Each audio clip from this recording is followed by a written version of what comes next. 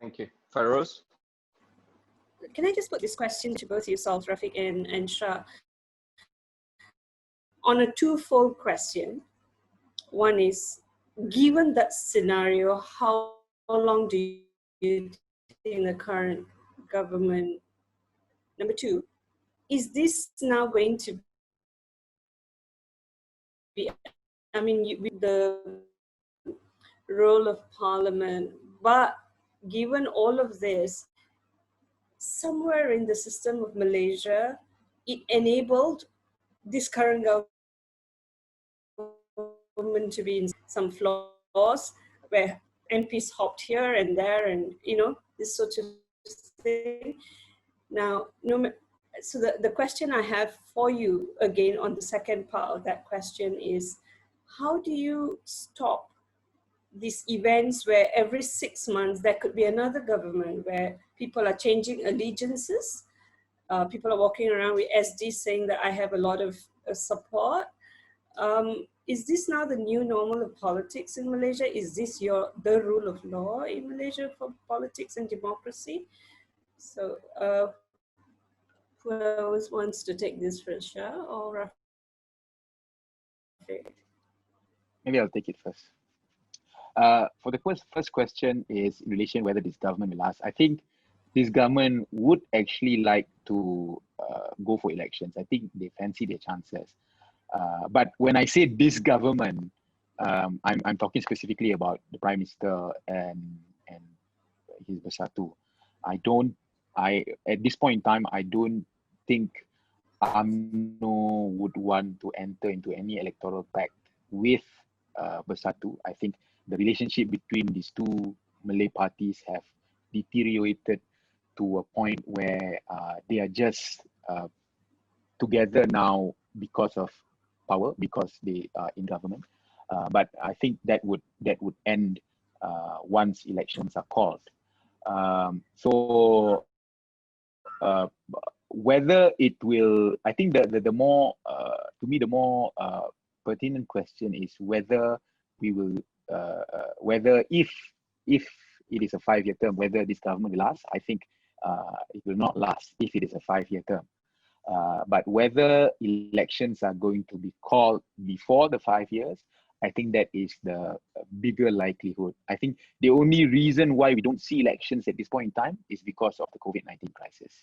I think that's the only reason why Parliament has not been dissolved yet.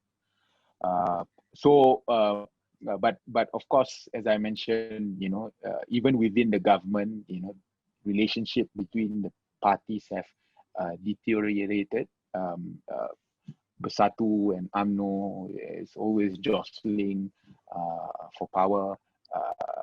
Past loyalties seem to one day be with their UMNO brethren, and then the next day in Perikatan Nasional and Bersatu. And of course, GPS, another big component in this government, has always taken this view that they are not part of this, just being a part of government, and all this is actually a recipe for a bad breakup. But whether that breakup leads to an election or whether that breakup leads to a new government, that remains to be seen. As to your second question, in terms of political instability, I think if we don't have a unity government or anything of that sort, we are going to see this sort of jostling with different. And I think the landscape of politics has changed after 2018, and it has changed further after the Sheraton move in February and March. Of course, there are problems which the system itself allows for these to happen. Of course, a lot of people talk about anti-hopping laws and so on and so forth. Anti-hopping laws is one way of doing it. Recall elections is also another way, so that if people who are unhappy with their MPs switching allegiances, for example, can actually maybe move a petition to have a what do you call that, by-election at that particular point in time. If you get a certain threshold, there are ways and means to go about it. But I think we need to start to look at these things and really discuss about whether we want So they're not Sheraton there move. now. So They're not there now. So what? Of course, the anti-hopping laws are not there. Recall elections are not there. So what happened in Sheraton technically is legal. It's allowed for by the system that we have. And again, I come back to this whole thing about us inheriting the form instead of the spirit, because the system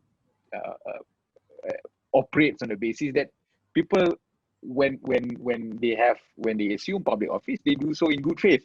They do so respecting the mandate of the people.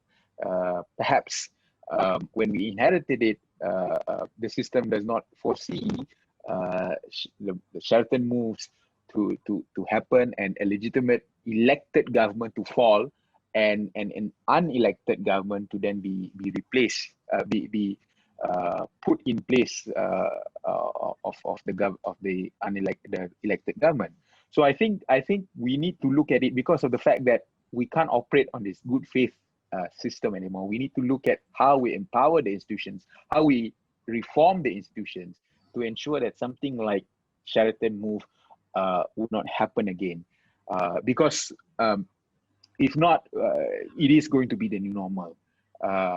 People might just switch allegiances, and we are going to have this sort of instability, not just within the term, but also in the coming terms. I cannot foresee any single political party to be able to win majority after this. I think the landscape has changed that much that no single political party, be it UMNO, be it DAP, can win on their own and can hold on to power just on their own without needing to form coalitions with other people. And if that is the case, then if we don't do something about the system, about the institutions, there's always the possibility that another Sheraton move will be in the pipeline. Rafiq? Yeah, thanks. I agree with Shah. Do we have anti-hopping laws now? No, we don't. The federal constitution says that you are free to freedom of association. You can move along. Do we have a safeguard to bar that? No, we do not have that. Can we actually petition now to have what they call it, reform elections? Never been done before. Is Sheraton move or Langkah Sheraton, as is known here in Malaysia, is it constitutional? Yes, it is. Unfortunately, is it legal? Yes, it is. Unfortunately. In terms of what is it legal? Because it's the person who commands the confidence of the majority of the MPs, and our courts, the highest courts in our land, have stated that that confidence does not need to be obtained from the floor in Parliament. It can be obtained by SDs. So until and unless we have other cases of such ilk confirming that no, you cannot do that, you must obtain a legitimacy as per convention by the Westminster Principles in Parliament, then we can move on forward. But I think, sorry, Feroz, just if I can stop you there, for the sake of our viewers, can you just help explain a little bit more about SDs and why are they legitimate? Because not all our viewers might be able to understand it because it's in the Southeast Asia. So just for the sake of our other viewers beyond Malaysia, can you help us understand what do you mean by SD and why is it legitimate and how did it become legitimate? Okay, in Malaysia, generally a government is voted in every 5 years. So once that government is voted in every 5 years, the MPs who, of course, subject to whichever political party or whichever coalition, will then choose their leader who is to be the Prime Minister. And that person must command the confidence of the majority of the MPs of 222. So by simple mathematics, you must have 112 over to obtain a simple majority. And of course, a convincing majority is a two-third majority, which is 150 something odd MPs. Now, there was a move, which is now known as the Sheraton move, in which another person says that he has already got statutory declarations, written documents confirming that he has the support of the majority of the MPs. So is it constitutional? Is it legal? Yes, it is. But is it moral? Of course, it's not. So I think, Feroz, in simple parlance, I think, was there anger amongst those who one day were ministers, the next day so were not anymore ministers? One day you were in government, the next day in opposition. I think there was this actual anger and actual disillusionment, as Imran stated earlier. But how do we move forward? I think if you're the next election under the law is supposed to be held by May 2023. That is another, say, 2.5 years or 3 years down the road. I think for the next 2 or 3 years, there has to be this unity government, either made up by senior politicians, senior statesmen, or maybe a national consultative council, because that's the only way for us to stop politicking and look towards governing the state and look towards governing the people. COVID-19 has wrecked everything from economy to health of the nation. And I think the way to nurse this nation is to put aside those political differences, work for the people. And it has to be a joint movement by politicians who are right now in power to understand that concept. And I think, of course, I will be sounding biased and I do not intend to apologize. But I think since 97 and in 98, when the financial crisis happened, the Prime Minister was Mahathir Mohamad. In 2018, I think nobody can actually say otherwise that Barisan Nasional fell because of the pull factor of Mahathir Mohamad. And I think at this point of time, he is the only fit candidate to lead the country out of whatever issues that we're having. Firuz? I'd just like to sorry, ask sorry. you, Sure. in terms of the unity government, what stage is that at, in your opinion now? And how do we get to that stage now? I think the unity government concept has to be a concept in which all political parties come together, put their heads together. Definitely, it has to be a very a smaller majority of cabinet members. It has to be a shrunk cabinet. It has to be a very sharp cabinet. The law actually allows not only members of parliament to be ministers in the cabinet, it allows Senate members to be in cabinet. It has to be made up of technocrats, people in the know. If let's say Malaysia is going to take a direction of fighting COVID and also moving towards what they call it, an economy, or trying to revive back the economy, it has to be made up of persons who have actually proven themselves in doing that. So I think a unity cabinet, a unity government, a national consultative council is the way to go, simply because we are now in a state of what they call it, a health crisis, a financial crisis, an economic crisis, and I think everyone needs to pull themselves up together and work towards that one goal, Imran. Thank you. And Shah, I think you may have had a question there. I may have cut you off, sorry. So please, go ahead. I just wanted to put the context of the statutory declarations, or SD. This comes back to the question of who holds the majority, or who in the reckoning of the Yang Tuan Agong commands the confidence of the majority of the members of parliament. Previously, there were two contrasting cases regarding this. One says that you must go to the floor of the house and test your confidence, then only that confidence can be proven. There's another case which basically says that no, you can test it or you can prove it outside of the legislative chamber by way of other means, such as interviews, such as statutory declarations or SDs, and so on and so forth. Finally, about 10 years or so ago, in a landmark case by the federal court, it was decided that this was for one of the states, but it is applicable to, of course, the federal legislature as well. It was decided that to prove the Prime Minister has confidence of the majority of the MPs or lawmakers, it can be done in various means, not only by way of vote in the House, but also by way of other means, which includes statutory declarations and also interviews. And this is what has happened in the Sheraton move, taking the cue of the federal court.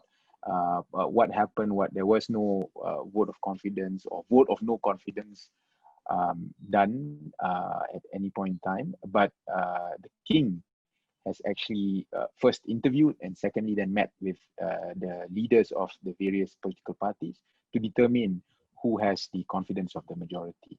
So that is the context right now. And the reason why it is legal, why Sheraton Move was legal, was because this is allowed for by the system, and it has been confirmed by that federal court decision in 2009-2010.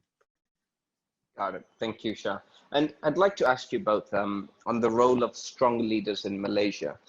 Everybody's seen very familiar faces, from Anwar Ibrahim to Tun Mahathir to Lim Kit Siang, and the leadership of UMNO and PAS, the old guards. What role do you think strong leaders will play in moving forward? But also, how will young leaders come up when it's always been the familiar old faces and the old guards, so to speak? How can everybody play in this sphere together and get to where Malaysia needs to get to? And I'll start with you, please, Mr. Rafiq. Yeah, thanks, Imran, for the question. Yeah, I think the answer still lies in this consultative council. The answer still lies in the unity government. The answer still lies in pulling together resources and strengths of one another. Whether you're old or whether you're young, of course, experience, you cannot replace experience. You need the old heads there. And of course, you need new ideas. And I think the PH government was actually moving towards that. I've stated earlier there were many reforms, and I think the PH government was also very open to the idea of having young people, more women folk in the cabinet, a younger, more vibrant cabinet, and I think we're moving towards that. And I think all it takes right now is a semblance of trying to replicate that and moving forward along those lines. Of course, now we also see Muda, which is a new party, literally translates to young or being young. They are now also coming, and I've also heard of many NGOs, non-governmental organizations, many civil society organizations who are actually having a lot of say in Malaysian politics, in local politics. So I think the future is bright. I think there is a huge space for young people in democracy, but at the same time, I would say temper that expectation because now is not the time to fully experiment, and now is a time or testing times across the world, Asia, in Europe, in America, and of course in Malaysia. And I think that has to be a combination of the old and the young, Imran. Perfect. Thank you, Rafiq. And Shah? I think Malaysian politics have always been dominated by personalities, whether you want to call them strongman or whatever it is, but it has always been dominated by personalities. The people who are the prime minister candidates right now have been prime minister candidates or former prime minister years ago. So it's always been the case that in politics, in Malaysian politics, is dominated by personalities. But I think this is slowly changing. I think politics in Malaysia is slowly becoming more inclusive, more diverse. And if you look at the MPs and elected representatives that has been elected in the last GE, I think you could see that there's a lot of young faces, and there's also a lot of diversity, women, ethnic minorities, and so on and so forth. And we had that diversity as well in the cabinet. where it was a cabinet made out of people of diverse background. But of course, that changed in Sheraton. But in terms of actually getting more political participation, I think it has actually empowered or more younger people, more diverse people to come out to say that, hey, look, we can't allow the old guards to dictate or determine the future of the country. We need to have a say, and that is why the political party, which is headed by Syed Saddiq right now, MP YB Syed Saddiq, as Rafiq has mentioned, that's why it has come about. It aims to be a disruptor in politics, to say that we're not going to have a youth wing. We are young. Our leadership is young. Our membership is young. We are going to have people of diverse background, and this is the result of what young people see as political parties only being dominated by old Malay men. So they want more diversity in. And I also want to point out one thing. One of the things that Malaysia has done right, to me, is to encourage political participation from ethnic minorities as compared to other places, perhaps. And I think this is something which we tend to forget.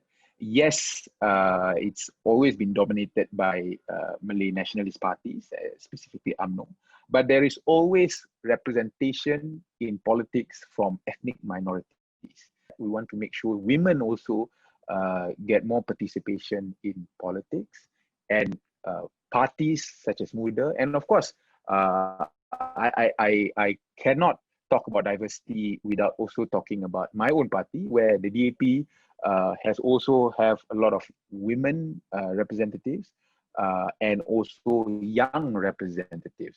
Of course, we need to maybe increase our non-Chinese reps, but even that, in the last general elections, we have increased our non-Chinese reps in the party, the Democratic Action Party. So at least my party wants to see a more diverse political landscape and wants to encourage that. Thank you, Rafiq. Sorry. Sorry. Can I just add on a bit, Imran and Feroz? Shah, so thank you. Currently, Tun Mahathir is heading a yet to be registered party. It's called Pejuang, translated loosely into English as fighters.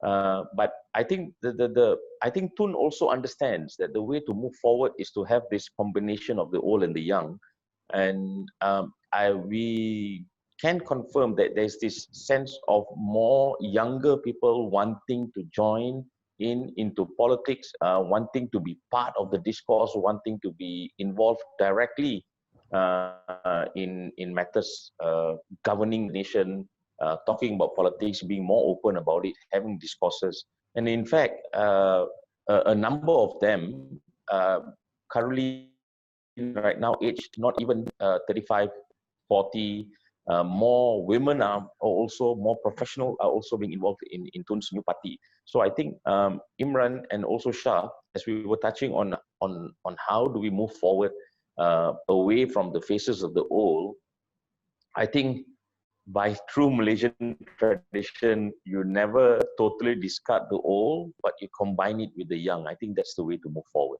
Wonderful, thank you.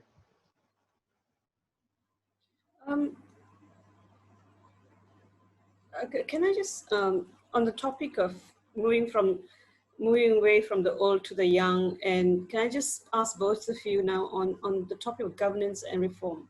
We've spoken a lot on we need to reform this, we need to reform that, we need to reform. But how do we reform Malaysia beyond racially and religiously based politics? Should that not be one of the focus of the reform agenda, that you build a Malaysia for all? And is part of that reform, should part of that reform be having political parties that embraces ideologies as opposed to race, religion, age, gender, because then you are pigeonholing people as opposed to issues of the day. And then does it not then bring the country back to where it started with issues of race and religion? I think certainly political parties need to take a good look at themselves.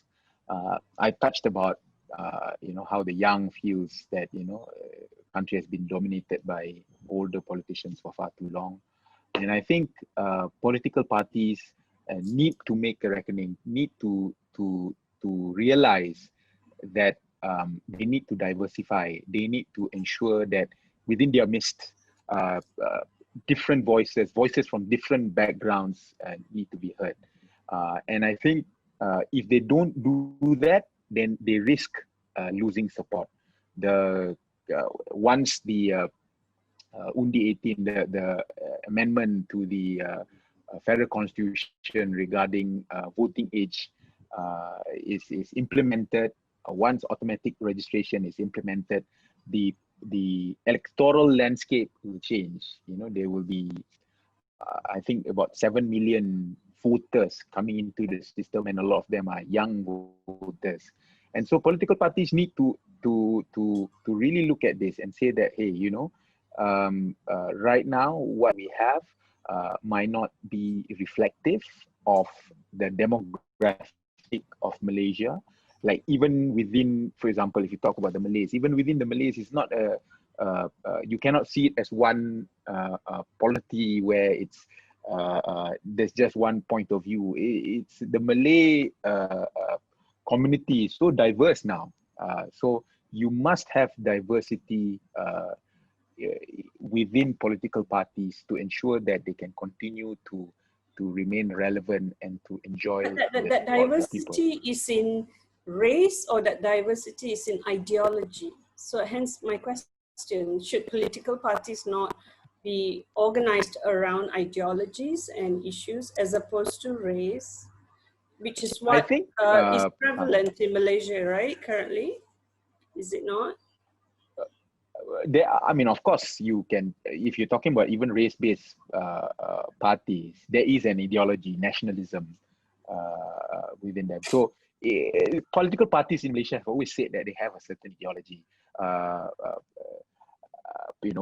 but of course, that is not the forefront of why people join that political party. Usually it's because, of other issues, and a lot of times it's race as well. So political parties may want to reinforce their ideologies and so on and so forth, but it's never been a big factor in Malaysia. And I think to expect the people to join political parties because of ideologies, I think at this point in time, that is not the case. We're not talking about ideologies at all right now. People join a political party, or people oppose this political party, not because of the ideology, but because of whatever that they perceive that party to be. To ask political parties to now rearrange themselves with ideologies, I think they will say that we are already arranged in ideologies. So I think a better way would be to diversify within that party. And if that means that, a political party should open up or should encourage more participation, I think it can go some ways towards having a more diverse political participation within these parties. The other point that I want to make is this. I think there are many issues in Malaysia.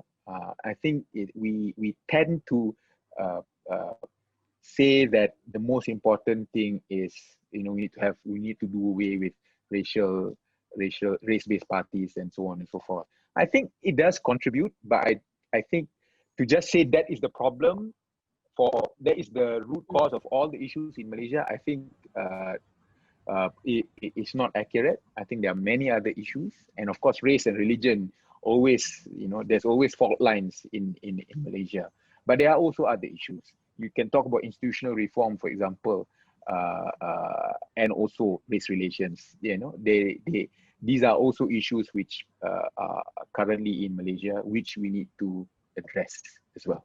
So, but let's talk about things which we can agree upon: institutional reforms, how to make voting easier, for example, all these other things which I think generally people can agree on.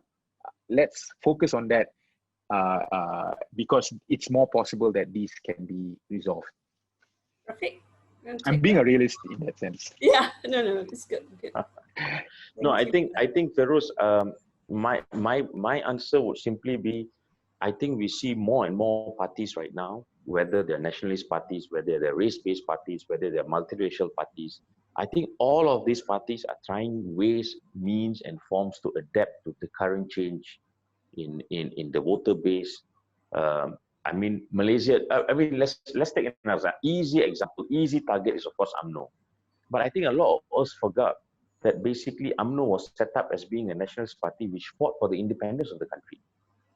Correct. So I think there must be some good in UMNO.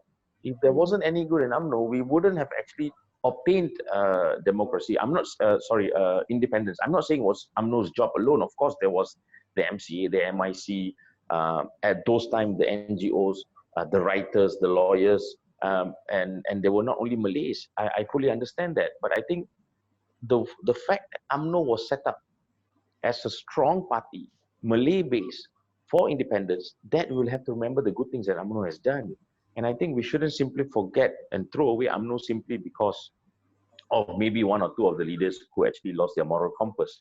But as time went by, then we saw UMNO becoming this strong party which actually suddenly, lost its moral compass, as Tun would have said many times, and everyone knows.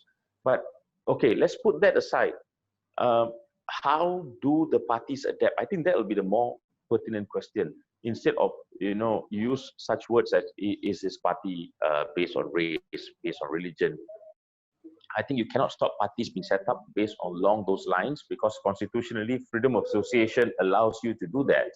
However, moving forward, how these parties adapt on their membership, on their views, on what they stand for, and as Shah correctly pointed out, if all the parties can agree for institutional reforms, if all the parties can actually look for ways and means to ensure that there is more power to the voters and reforms along those lines of elections, that will be the way to move forward because political parties will have to adapt to changes. I mean, even in America, they are still setting up parties based on whatever choices or pro-choices that they stand for, or whatever cause they stand for. And I think we cannot stop parties from being set up along those lines of beliefs or causes which they stand for. But, however, I think these parties, when they are set up now or before, they are all trying to adapt to those changes happening within Malaysia. Imran, thank you. Thank you, Rafiq. That's awesome. Thank you. I'd like to just shift gears ever so slightly because one of the things that we haven't touched on just yet in detail is the current pandemic the entire world is going through. And what was unique about Malaysia was it was just as the current government took over when the country almost went into lockdown and the world went into lockdown. So those who have been working closely with the government, maybe that they distrust, what words of advice would you give them? And then secondly, when we're looking at a post-pandemic world, what changes do you think the government needs to make, and maybe even government-led companies, so where Malaysia is in a better equipped place to deal with the pandemic or something similar? So I'll start with you, Shah. Okay. I think I'm not in a position to advise them, but I think generally when the pandemic hit Malaysia and when we went to the first lockdown, or what we call it, the movement control order over here, I think a lot of people were willing to work with the government, to give the government a chance to sort out the pandemic.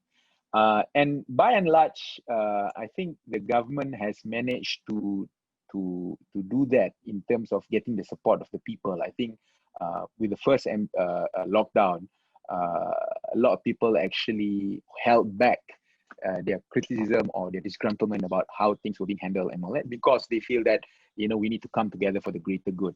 And that this, of course, includes people who are in the frontliners and so on and so forth. Of course, they are always, they are civil servants anyways. They have to be loyal to the government of the day. So they are doing their jobs, but a lot of support also for them. And I think if you look back at the first lockdown, I think a lot of people were willing to give the government a chance in order to solve the pandemic. But I think once the pandemic, the first wave, the second wave at the very least, because the first wave was, we had a period, I think up to February, where it was called the first wave, where it's basically people who are from outside of Malaysia coming to Malaysia, and the numbers were really quite small. And then we had the second wave, which led to the lockdown. We are seeing a third wave right now, and the third wave, unfortunately, is far worse than the first and second wave combined. And a lot of people right now are unhappy and disgruntled with the way they perceive this government is handling the pandemic. Things like ever-changing SOPs. One day will be A, next day will be B. What they perceive also to be selective enforcement, where people with connections appear to be let off the hook, but normal people are arrested and prosecuted and fined and so on and so forth. The way that the government, they perceive to not ensure that, you know, people coming back from Sabah is put on mandatory quarantine and so on. So there's a whole host of issues with the government handling the pandemic. So it was a different situation. The feel-good factor, the unity factor that was prevalent when the first lockdown, as compared to now, I think it's very different. As to the second question, what sort of lessons we can learn? I think to me, this pandemic has shown one very important thing, which is that people who are not well off, people who are in the bottom 40 category in terms of their income, are more vulnerable to these changes, to these crises, to these economics, what do you call that, disruptions, as compared to people who are more well off. Of course, and you know, when we go into lockdown, for example, someone who is in the T20 category, the top 20 category, you know, they just means that they can sit in their bungalow or their condominiums and all that, and you know, they can just watch TV without any real repercussions. But to people who are in the bottom 40, it means that there's a loss of income. It means that they have to sit with family members in a crowded house and so on and so forth. And these vulnerabilities of the B40 group shows that there is a problem in our society, and we have been far too long neglected them. I mean, despite the cash handouts and the assistance, still, why is it that they are more vulnerable to the crisis as compared to the T20? How can we ensure that they are less vulnerable? So these are things which puts into sharp focus the gulf in our society in terms of income, and it means that we need to really look at this and to see, moving forward, how can we ensure that the B40, the bottom 40, are not neglected. And just another point that I need to also stress on, this COVID pandemic has also put sharp focus on our prison conditions, because a lot of the clusters were spread in prisons, where there's of course no ability for social distancing and so on and so forth, and not just prisons but also immigration detention centers and so on and so forth. So all these things, in normal times we would not really look at it, although the problems are there. But because of the COVID-19 pandemic, we are now seeing that, hey, you know, there's a problem here that we need to sort this out. Urban poverty, immigration center, detention centers. So if we're talking about a new normal, if you're talking about a changed landscape in terms of how we move forward, I think we really need to look at all these issues that affects the most vulnerable in society, which has been put into sharp focus by the COVID-19 pandemic. Thank you. Thank you. And Rafiq, just going on that, what long-term structural changes would you recommend, especially to help those, as Shah had mentioned, would be vulnerable to the economic impact, those within, as he said, the below 40? How can that be addressed in the future if such a situation occurs ever again? Yeah, thanks, Imran. Before I take on that question, I think we will have to realize one important thing. You were absolutely correct when the current government came into power after the Sheraton move. Then the first wave started, and I think when the 3-month lockdown, total lockdown or MCO, movement control order, totally across Malaysia was first started, I think there was this sense of okay, let's wait and see what happens. So there wasn't much of a question in relation to the government's ability and capability to handle whatever crisis was. But after that, then there were actually clamors. Now there's a lot of focus on whether this government is not only able to handle the crisis, the pandemic, or rather the huge economic onslaught which is coming together with it. And I think when the government tabled its budget last Friday, and now the debt has ballooned to 1.3 trillion Malaysian ringgit. So the ability of this current government, not only to handle the pandemic, not only to handle the health crisis, but now whether this government is able to handle the economic onslaught which is coming on forward. I think we will have to touch on that, and I think there's a lot of fear among Malaysians as to the ability of the current government to do so. Having said all of that, I think the only way to move forward for Malaysia is, of course, the unity government, of course, working together with all stakeholders. But the wider issue is that suddenly we see in front of our very eyes the inability of normal Malaysians who we've taken for granted before this to do the most simplest of things, to have enough money as a social security net for them and their families, and to even put food on the table even. So I think the general issue is that there has to be a tightening of governance, the banks, even the extension of moratorium for 6 months, where we were all very happy for the banks to actually agree not to repay loans for 6 months. There is actually a huge call for that moratorium to be now extended for a further 6 months. So all this put together actually has shown that we Malaysians may not be ready for the economic onslaught coming on. And I think the only way to move forward is to ensure that a strong, stable government is in place.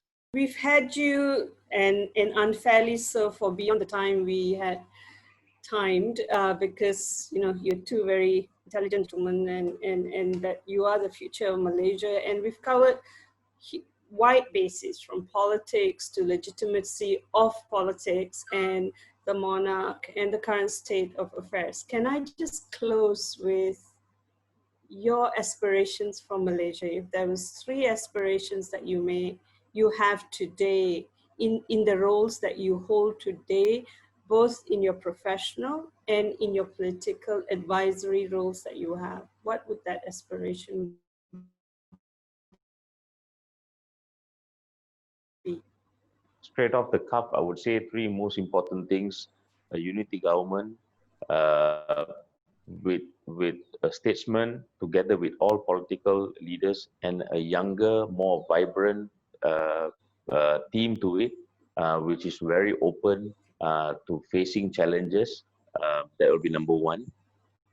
Number 2, I would say a stronger, much more stronger judiciary, which will want to take the bull by its horns, and whatever legal filings that we do get heard properly. And thirdly, of course, a more prosperous Malaysia, which is more than willing to be the tiger of Asia again. Thank you. Shah? Thank you. For me, I think the number one, my aspiration is to have institutional reforms to ensure that, as I mentioned before, we do not rely on the good faith of people in power. So institutional reforms, to me, is important, and it's something that I've been talking about for a long time, and I thought that I could at least see it after the last general elections. Unfortunately, that is not the case, but that doesn't mean that we should give up. We should always strive for reforms to be made. How that reform looks like, I think we can talk about that. But I think everyone needs to agree first that the system, there's deep flaws in the system as it stands, and we need to do something about it. That's number one. Number two, I would like to see, and we are actually seeing this, but I would like to see more political participation from young people, from from ethnic minorities, from women. How we can achieve that, again, many ways, but I think we also need to agree that we need to have a wider base in terms of political participation.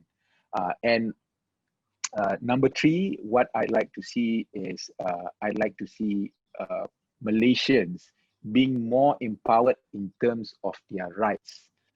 Again, I've mentioned before, after 2008, there's a lot more people who know their rights, who want to know of their rights, more willing to take the government to task, to take institutions to task if they feel that there's something wrong. And I want to see that as a norm, where people are not afraid to speak out, people are not afraid to question, people are not afraid to challenge even government, and so that we will come to a stage where it should not be people being afraid of the government, but the government being afraid of the people. And once that happens, I think it will prove to be a very potent balancing, a check and balance to any government, regardless of whether they come from PN, BN, PH, or whatever after this. They will still need to ensure that whatever they do, they must put the people's interest first. But with talents like you and Rafiq and many others that I've seen, I think Malaysia is on a good path. And I thank you, and I hand over to Imran now. Well, yeah, I'd just like to say, Mr. Rafiq, Mr. Shah, thank you firstly for a wonderful conversation. It's going to give our audience a lot to chew on. And secondly, as Feroz alluded to, you have been more than generous with your time. And for that, we are very much appreciative. I know we've gone probably double over what we'd asked of you. So thank you so much, sincerely.